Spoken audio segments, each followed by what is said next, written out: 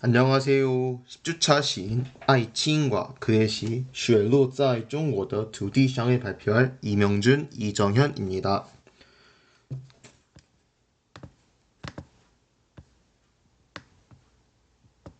목차는 다음과 같습니다.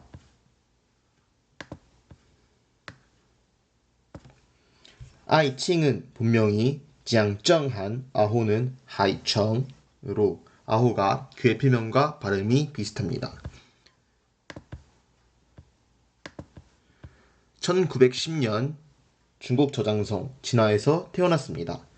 아이칭은 처음에는 미술에 관심이 있어 항저우의 국립항저우 시효예술원에 입학해서 회화를 전공하였으며 학교장의 추천으로 프랑스 파리에서 유학하며 회화를 공부하는 동시에 유럽의 모더니즘 시를 접하면서 문학에도 발을 들이게 됩니다. 당시 진공简学방식으로 유학을 갔는데 이는 당시 중국의 지식인 청년 사이에서 유행하던 유학 방식으로 외국에서 일을 하며 학교를 다니는 것을 의미합니다. 아이칭을 비롯한 많은 문인 외에도 덩샤오핑과 저우완 라이 등등 중국의 주요 정치인들도 근공과 유학을 통해서 사회주의 사상에 눈을 뜨기도 했습니다.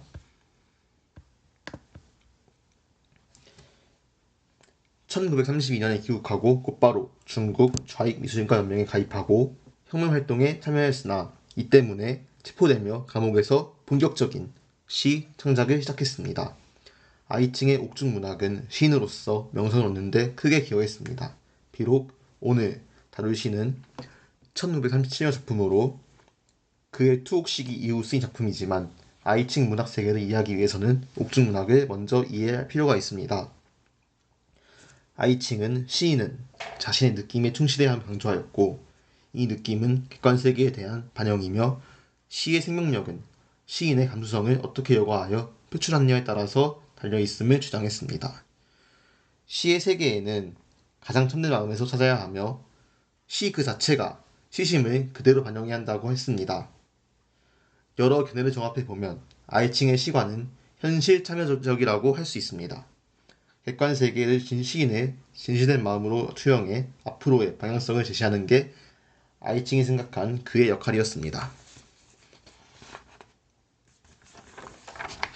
다시 말해서 어떤 사물을 지향할 때 그 사물은 단순한 존재가 아닌 세계에 대한 시인의 감정이 이입된 상징적인 존재가 됩니다. 그리고 아이칭에게 지향의 대상은 도시, 시골, 땅, 하늘 등의 개념으로 나타납니다. 이러한 맥락에서 시 雪落在中国的土地上은 그 제목에서부터 땅이 나오므로 땅과 깊은 관련이 있습니다. 1941년 예난행을 택한 아이칭은 초기와 달리 낙관적이고 적극적인 항일 의지를 담은 시를 창작했으나 이후 반우파 투쟁 당시에 우파로 지목되며 하방당했습니다. 이후 가족과 함께 집단 농장에서 고된 노동에 시달리고 흑룡강성과 신장자치구 등등 중국 각지를 떠돌았습니다. 당시 아이칭이 겪은 고난은 하방시기의 작품에서 잘 느낄 수 있습니다. 1979년 복권되고 나서 중국 좌익작가협회 부주석을 지내고 프랑스에서 문학예술 최고훈장을 받는 등등 활약했지만 복권 이후의 시풍은 현실에 적극적으로 내던 목소리 내는 이전과 달리 현실 도피적인 성향을 나타냅니다. 투옥과 하방을 경험했으나 어려움 속에서도 시창작의 진심이었던 아이칭은 1996년 86세를 이기로 사망합니다.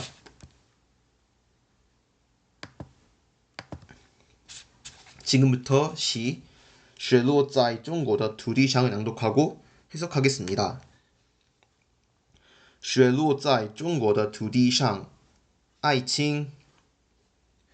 雪落在中国的土地上，寒冷在封锁着中国呀。 중국 땅에 눈이 내린다. 추위가 중국을 꽉 감싸고 있다.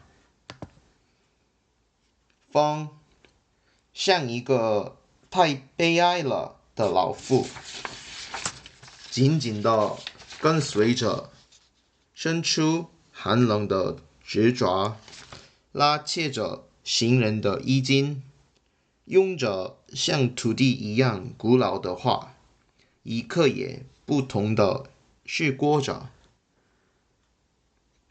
바람은 마치 너무나도 슬퍼하는 노인처럼 따라붙으며 차가운 손끝을 내밀고 사람들의 옷자락을 잡아당긴다. 땅처럼 오래된 말을 하며 잠시도 멈추지 않고 속삭였다. 那从林间出现的赶着马车的你中国的农夫，戴着皮帽，冒着大雪，要到哪儿去呢？ 숲에서 나타난 수레를 모는 중국의 농부여, 가죽옷을 입은 채 눈보라 속에서 어디로 가고 있는가? 告诉你，我也是农人的后裔。由于你们的刻满了痛苦的皱纹的脸，我能如此深深的知道了。 그대에게 말한다. 나 또한 농민의 후손이다. 그대들의 고통으로 주름진 얼굴을 보며 나 이토록 깊이 깨달았다. 네. 앞서 언급했듯이 아이칭의 시 세계에는 지향하는 바가 도시, 시골, 땅, 하늘 등의 개념으로 나타납니다. 특히 시 雪落在中国的土地上에서는 제목에서 나온 땅을 비롯하여 농부의 눈 등의 시어를 시골과 하늘로 해석할 수 있기 때문에 아이칭 시의 전형적인 특성이 나타납니다. 땅, 즉 대지는 농민의 생활 터전이지만 동시에 민족 영토로서 두 가지 의미가 있습니다. 아이칭의 작품 속 대지는 본인이 나고 자란 조국이자 농민들이 살아가는 따뜻한 사랑의 대상입니다. 하늘에서 내리는 눈은 소중한 대지를 얼어붙게 하는 외부의 위협이며 수레를 끌고 눈보라 속을 헤매는 시골의 농부는 전쟁에 고통을 받는 중국인을 의미합니다. 시골은 1930년대 중국의 일부 대도시를 제외한 대부분의 지역을 나타냅니다. 당시 중국 최대 세력이었던 국민당의 지지 기반이 소수의 대도시에 한정되어 있음을 생각해 본다면 중국 사회 구성원의 절대적인 다수는 농촌에 거주하는 농민 위주입니다. 즉 농민은 중국의 민중을 대표합니다. 여기까지가 한국 자료를 바탕으로 파악한 내용이고 이어서 중국 측 시어 비평 자료를 분석한 내용입니다.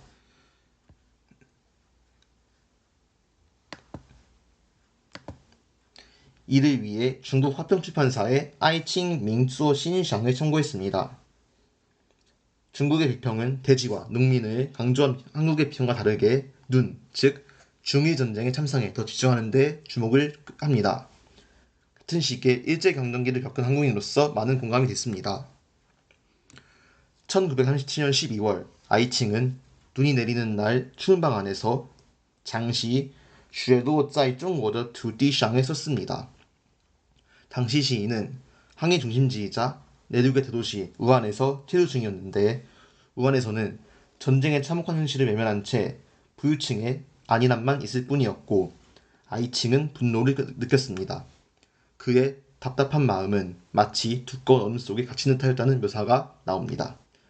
아이칭은 민족의 고통을 곧 자신의 고통으로 여겼고 그 희망을 자신의 희망으로 삼았습니다. 중일전쟁은 단순 정치사건이 아닌 민족의 생존과 미래가 걸린 투쟁임을 깨달은 아이칭에게 눈은 곧 외부의 억압에게 의해 억눌린 비극적인 현실이었습니다. 결국 눈은 기상현상을 초월한 위기의 시대 속 중국 민족을 깨우는 비장하고 무거운 외침이었습니다. 눈은 민족의 눈물이며 피로 얼룩진 대지 위에서 피어난 순결한 부활의 상징이었습니다. 이러한 아이칭의 시는 1930년대 주류를 차지하였던 서구 낭만주의나 개인 서정 중심의 시와 명백히 구분되며 시대가 요구하는 역사와 현실 인식을 예술을 통해 깨운 시로 평가됩니다. 당시 독자에게 고통의 기록이자 생명과 희망의 절규였습니다. 이상입니다.